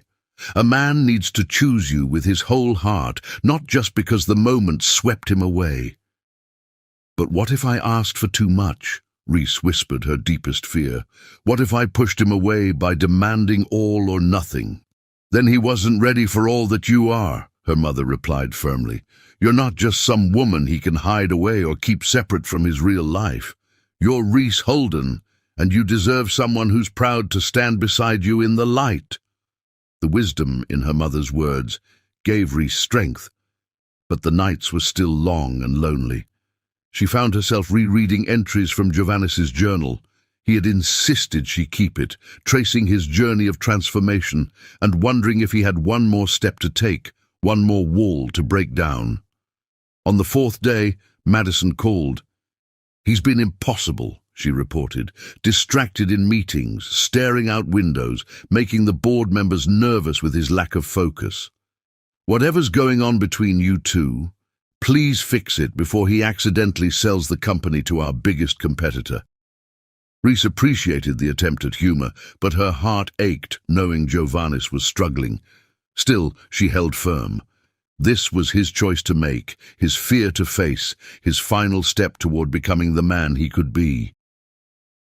A week passed, then another. Reese returned to the office, maintaining professional composure through meetings and project reviews. If she and Giovannis interacted more formally than usual, if their eyes held shadows of unspoken words, no one dared to comment. She threw herself into the launch of their latest ethical AI initiative, working late into the night to avoid the emptiness of her apartment. The project was revolutionary, an AI system that could recognize and adjust for cultural biases in real time, making technology truly accessible and fair for all users. It should have been the crowning achievement of her career, but without Giovannis to share it with, the success felt hollow. She missed their late-night discussions, the way his mind challenged and complemented hers, how they could build on each other's ideas until something magical emerged. One evening, as she was preparing to present the initiative to a major tech conference, an email arrived from Dr. Martinez, Giovannis's therapist. "Reese," it read, "I don't usually contact my patients' loved ones, but Giovannis has given me permission to share something with you. In all my years of practice, I've never seen someone work harder to overcome their fears and become worthy of love. Whatever choice he makes, please know that you've already helped him become a better man than he ever thought he could be." Reese sat in her quiet office, letting tears fall freely for the first time since that morning in his penthouse. She had done the right thing, she knew that.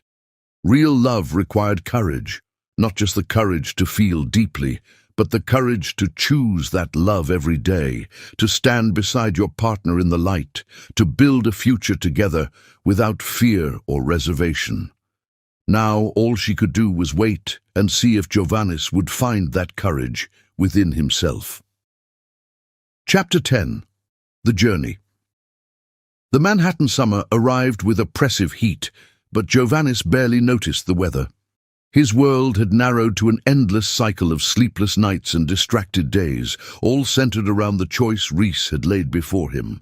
Marriage, the one commitment he'd sworn he'd never make after watching his parents' relationship crumble. His therapy sessions with Dr.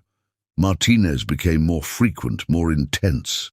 On a particularly humid Tuesday morning, he found himself pacing her office, tie loosened, jacket discarded.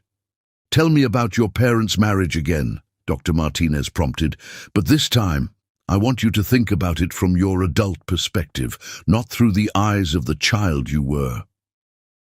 Giovannis paused by the window, watching heat waves distort the city skyline. They were so young when they came to America. My father was brilliant, driven, like me, I suppose. My mother... He trailed off, memory surfacing. She was his equal in every way. She learned English faster, adapted better to American culture. But somewhere along the way, he stopped seeing her as a partner. "And that's what you're afraid of becoming." "I've already become him in so many ways," Giovannis admitted. "The company, the success, the fear of real commitment. But Reese..." His voice softened at her name. "She makes me want to be different." That evening, instead of returning to his penthouse, Giovannis found himself driving to his childhood home in Queens. The modest house looked smaller than he remembered, its small garden now tended by his widowed mother. Maria Vesper opened the door with surprise that quickly turned to knowing understanding. "Ah, Fiam," she said softly, "come in. It's about time we had this talk." She led him to the kitchen, still the heart of the home, still smelling of paprika and comfort. As she prepared traditional Hungarian coffee, Giovannis noticed how her movements were slower now, but still graceful. "Tell me about her," Maria said, setting a cup before him. "How did you know?" His mother's smile was gentle. A mother knows when her son's heart is troubled by love. "Is she the one? The brilliant woman who challenges you?" Giovannis nodded, wrapping his hands around the warm cup. "Reese. She's extraordinary, Mama. But she wants marriage, a real partnership, after what happened with you and Papa." "Stop!" Maria interrupted firmly. "Your father and I made our own mistakes. We let pride and ambition poison what was beautiful, but that doesn't mean you're destined to repeat our story." She reached across the table to take his hand. "You know what your father's real failure was? Not his absence, not his work obsession. It was his fear. He was so afraid of failing as a husband and father that he never really tried to succeed at either." The words hit Giovannis hard, forcing him to confront his own fears. "How do you know when it's right? When it's worth the risk?" His mother's eyes grew distant. "There's a moment, Fiam, when you realize that the fear of losing someone outweighs the fear of committing to them. When you understand that all your success means nothing if you can't share it with the right person." Later that night, Giovannis found himself in his old bedroom, surrounded by memories, high school trophies, coding competition certificates, and there, tucked in a drawer, his parents' old wedding album. The photographs showed a younger version of his parents, their eyes bright with love and possibility. One image caught his attention. His father looking at his mother with unguarded adoration as she laughed at something off-camera. What had happened to that love? When had fear and ambition replaced the joy in those early pictures? The next morning, Giovannis called an emergency board meeting. The members filed in, clearly concerned by his unusual behavior over the past weeks. "I've been doing a lot of thinking," he began, standing before them, "about the future of this company, about what really matters in life and leadership." He took a deep breath. "I'm in love with Dr. Reese Holden. She's not just our lead AI ethics researcher. She's the woman I want to spend my life with.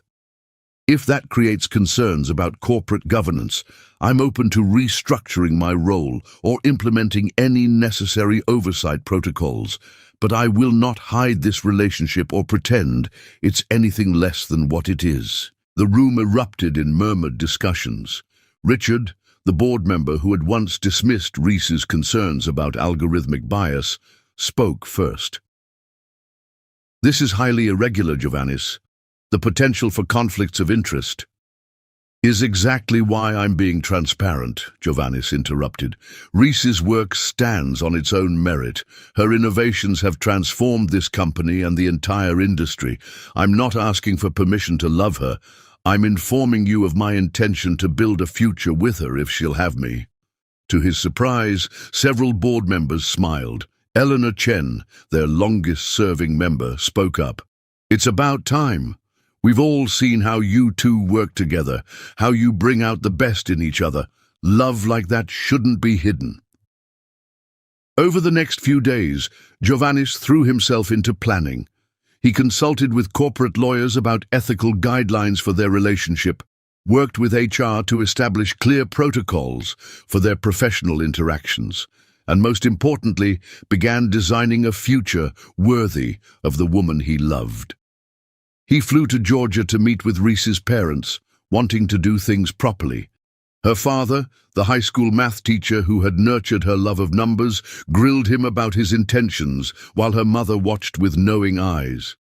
"She's not just brilliant," James Holden said firmly. "She's our heart. If you're not ready to cherish all that she is, to stand beside her proudly—" "I am," Giovannis interrupted with quiet certainty. "I've never been more ready for anything in my life." Back in New York, he visited his father's grave for the first time in years. The cemetery was quiet in the summer evening, cicadas singing in the distance. "I understand now, Papa," he said softly to the granite stone. "You were so afraid of failing that you never let yourself truly succeed at love. But I'm choosing a different path. I'm choosing to be brave." The final piece fell into place during a late-night session with Dr. Martinez. "What makes Reese different from everyone else you've known?" she asked. Jovanis didn't hesitate. "She sees me, really sees me, not the successful CEO, not the immigrant son who made good, but the man I am and the man I could be. She challenges me to be better while accepting who I am right now." "And what do you want with her?" "Everything," he replied, the truth of it suddenly crystal clear. "A partnership, a future, a life where we build something meaningful together. I want to wake up beside her every morning and share every success and failure. I want to be brave enough to love her the way she deserves to be loved." "Then what are you still doing here?" Dr. Martinez asked with a smile. That night, Jovanis sat in his penthouse office, writing one final entry in a new journal, one he hoped would be the first chapter of their shared story. The city lights twinkled below, each one representing a dream, a possibility, a future waiting to be claimed. Tomorrow, he would take the biggest risk of his life, not because Reese had given him an ultimatum, but because she had given him something far more precious, the courage to believe in love again. Chapter 11. The Proposal. The New York Public Library stood majestic in the early morning light, its marble lions guarding secrets as old as the city itself. Jovanis had chosen this location carefully, not just for its grandeur, but for what it represented. This was where Reese's mother had cultivated her love of learning, where knowledge and dreams intersected, where stories of love and courage had been preserved for generations. He had arranged everything meticulously, working with the library's board of directors to get special access before opening hours. The Rosemane reading room, with its celestial ceiling and towering windows, would be their stage. But first, he had to get her there. The message he sent was simple. "Meet me at the library at 7 a.m. There's something I need to show you." Reese arrived precisely on time, her professional armor firmly in place despite the early hour.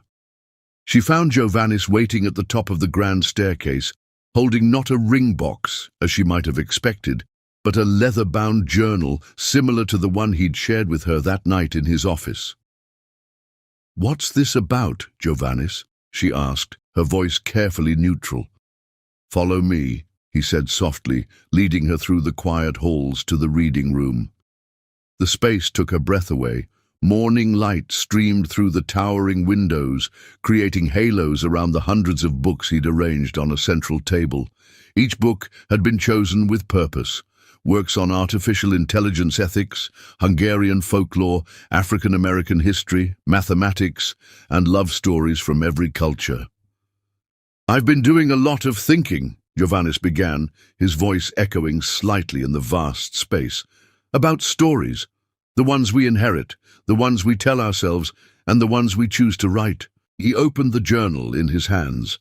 "My father's story was one of ambition overwhelming love. For years I thought that was my story too. But then you came into my life, challenging every assumption, breaking down every wall." Reese stood very still, her eyes moving from the carefully arranged books to his face. "Jovanis, please," he said gently, "let me finish. This journal contains every reason why I love you, every way you've changed me, every dream I have for our future. But more than that, it contains my promise to be brave enough to write a new story with you." He began to read from the journal, his voice steady despite his racing heart. "Day 1. Today I told the board about us. Not because you demanded it, but because I'm proud of loving you. Because what we have deserves to stand in the light. Day 7. Flew to Georgia to meet your parents. Your father's chess set reminded me of the one my father left behind in Budapest. Two men from different worlds who taught their children to think deeply, to question everything. I want our children to have that same curiosity, that same courage to challenge the status quo. Day 15. Met with corporate lawyers about restructuring the company's leadership. Not because I have to, but because I want to build something that honors both our professional integrity and our personal love. You've taught me that real partnership means supporting each other's dreams without compromise. He continued reading, each entry revealing another facet of his journey toward this moment. When he finally looked up, Rhys's eyes were shining with unshed tears. "The last entry is blank," he said, turning to the final page, "because I want us to write it together. But first—" He set the journal down and reached into his pocket, pulling out not a modern ring box but an antique Hungarian locket.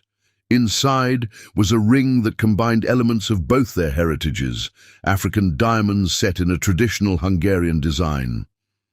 "This ring belonged to my grandmother," he explained, his voice thick with emotion. "She gave it to my mother, who gave it to me with a warning: only give this to someone who makes you want to be better, who challenges you to grow, who sees your soul and loves you anyway." Dropping to one knee on the historic floor, Giovannis looked up at the woman who had transformed his life. "Rhys Holden, you are the most brilliant, challenging, inspiring person I've ever known. You pushed me to confront my fears, to become worthy of real love.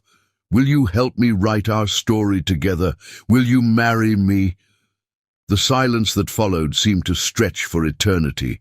Rhys looked at the ring, at the books surrounding them, at the journal that chronicled his transformation. When she finally spoke, her voice was barely above a whisper. "You did all this because you deserve a proposal as extraordinary as you are," he finished. "Because I want to show you that I understand what real partnership means.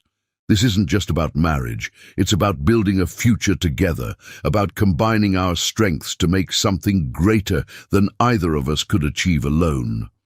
He stood, taking her hands in his.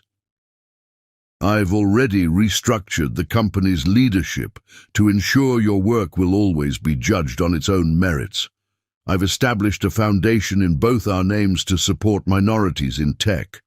I've done everything I can think of to prove that I'm ready for this, ready for us." "And if I say no," she asked, though her eyes told a different story. "Then I'll keep proving myself worthy until you believe in us as much as I do," he replied without hesitation. "But I'm hoping you'll say yes, because I've never been more certain of anything in my life." Rhys reached for the journal, reading through some of the entries he hadn't shared. Her fingers traced his words about their future, about the legacy they could build together, about the children they might have who would combine the best of both their worlds. "You really want all of this?" she asked. "Marriage, family, a true partnership?" "I want everything with you," he said simply. "The professional success is meaningless without someone to share it with. And there's no one I'd rather share my life with than you." She looked at him then, really looked at him, seeing all the changes that had led to this moment. The driven CEO was still there, but tempered now with emotional intelligence, with vulnerability, with the courage to love completely. "When did you become so wise?" she asked softly. "When I met someone worth becoming wise for," he replied. Then, with a hint of his old impatience, "Rhys, you're killing me here. Will you marry me?" Her laugh echoed through the grand space, joyous and free. "Yes," she said, pulling him close. "Yes to marriage, yes to partnership, yes to writing our story together."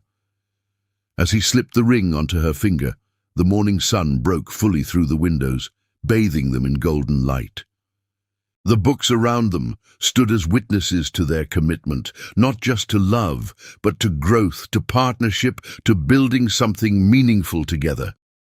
They sealed their engagement with a kiss that held all the promise of their shared future. When they finally parted, Jovanis pulled her close, whispering Hungarian endearments his mother had taught him for this moment. "I have one condition," Reese said, her eyes twinkling. "Anything. We announce this at the company together, as equals, as partners." "I wouldn't have it any other way," he replied. "In fact, I have some ideas about expanding our ethical AI division under your leadership." She silenced him with another kiss. "Business later. Right now, I just want to be here with you, in this moment." They stayed in the reading room until the library opened, adding the first words to their blank page together. Outside, New York City woke to a new day, unaware that within its historic walls, two people had just begun writing a love story for the ages. Chapter 12. A new chapter. The Brooklyn Botanic Garden was in full bloom on the morning of their wedding, cherry blossoms creating a pink canopy over the ceremony space. Reese stood before a vintage mirror in the garden's historic palm house, her mother and bridesmaids fussing with the train of her custom-designed gown, a masterpiece that combined African patterns with contemporary elegance. "You look like a queen," Sophia Holden whispered, adjusting her daughter's veil. The delicate lace had been handmade by Hungarian artisans, a gift from Maria Vespa, who had embraced Reese as the daughter she never had. The dress itself told their story. The bodice featured subtle patterns inspired by traditional Hungarian embroidery, while the flowing skirt incorporated African motifs that honored Reese's heritage. Like their love, it was a beautiful fusion of cultures, traditions, and modern sensibilities. In another part of the garden, Jovanis stood with his groomsmen, his hands shaking slightly as he adjusted his bow tie. The morning sun filtered through the cherry blossoms, casting dappled shadows on his custom tuxedo, which featured subtle details that matched Reese's dress. "Your father would be proud," his mother said, approaching to straighten his tie herself. "Not just of this day, but of the man you've become." The ceremony space had been transformed into a celebration of their joined cultures. Hungarian folk artists had created intricate decorations that intertwined with African art pieces, while tech-inspired elements nodded to their shared professional passion. The result was as unique as their love story. Their wedding program included an elegant code snippet that Reese had written, an algorithm for love that made their tech industry guests smile in appreciation. Jovanis had responded with his own addition, a complex equation that, when solved, spelled out, "Forever yours." The guests represented their diverse worlds.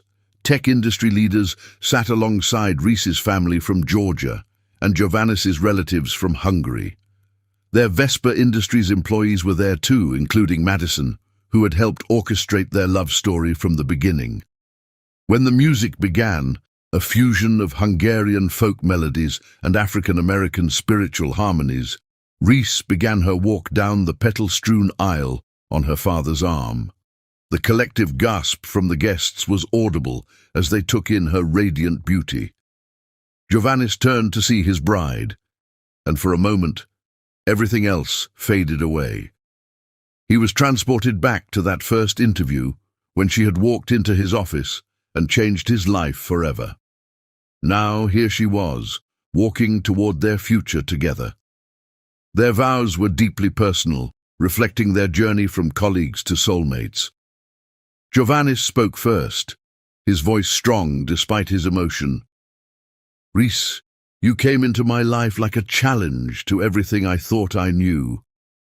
You made me question my assumptions, face my fears, and become worthy of real partnership. I promise to continue growing with you, to support your dreams as fiercely as my own, and to write our story together with courage and love." Reese's vows followed, her words touching every heart in attendance. "Jovanis, you proved that real love is worth any risk. You showed me that we don't have to choose between professional success and personal happiness. We can build both together. I promise to challenge you when you need it, support you when you doubt, and love you through every chapter of our story." The exchange of rings carried special significance. Giovannis's band featured an inscription in both Hungarian and English, "Love brave enough to grow." Reese's wedding band was designed to complement her engagement ring, the metals intertwining like their lives. After they were pronounced husband and wife, their kiss was met with joyous applause. Cherry blossom petals danced in the spring breeze as they walked back down the aisle together, now partners in every sense. The reception was a celebration of their multicultural love story. Hungarian goulash was served alongside Southern soul food, while their cake featured layers inspired by both their heritage. Their first dance was to a specially composed piece that blended traditional music from both their backgrounds. During the father-daughter dance, James Holden held his daughter close. "I always knew you'd change the world," he said softly. "I just didn't know you'd find someone worthy to change it with you." Later, as Giovannis danced with his mother, Maria wiped happy tears from her eyes. "This is what real love looks like," she said. "Not perfect, but perfectly matched." The speeches touched on both their professional achievements and personal growth. Madison's toast had everyone laughing as she recounted their obvious attraction during late-night coding sessions. But it was Eleanor Chen, their senior board member, who captured the essence of their union.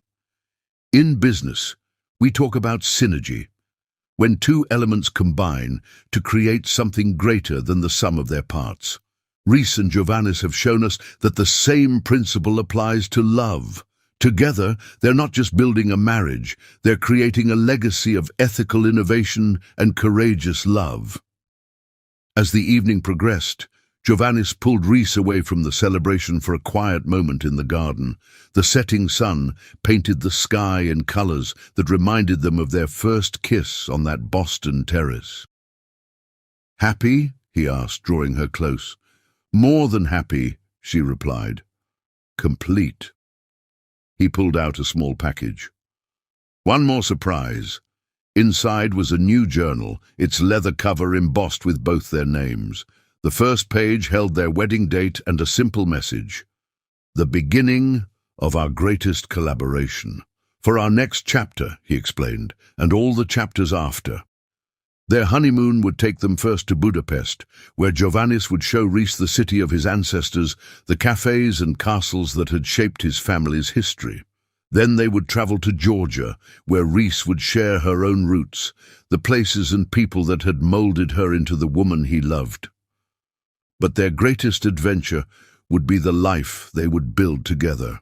They had already begun expanding Vespa Industries' ethical AI initiatives, creating programs to support minorities in tech, and establishing a foundation to help immigrant entrepreneurs. Their love story had transformed not just their lives, but their entire industry.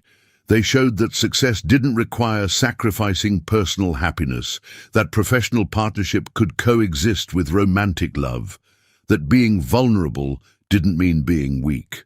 As the reception continued around them, they remained in their quiet corner of the garden, wrapped in each other's arms. The cherry blossoms continued to fall, nature's confetti blessing their union. "Ready to write our next chapter?" Reese asked, her eyes sparkling with joy and possibility. "With you?" "Always," Giovannis replied, drawing her into a kiss that felt both like a beginning and a continuation. The next beautiful page in their ongoing story. Above them, the stars began to appear in the darkening sky, each one a witness to their love, each one a promise of the adventures yet to come. They had proven that love, when combined with courage and commitment, could break down any wall, overcome any fear, and write stories more beautiful than either of them had imagined possible. Their greatest chapter was just beginning. Subscribe if you loved.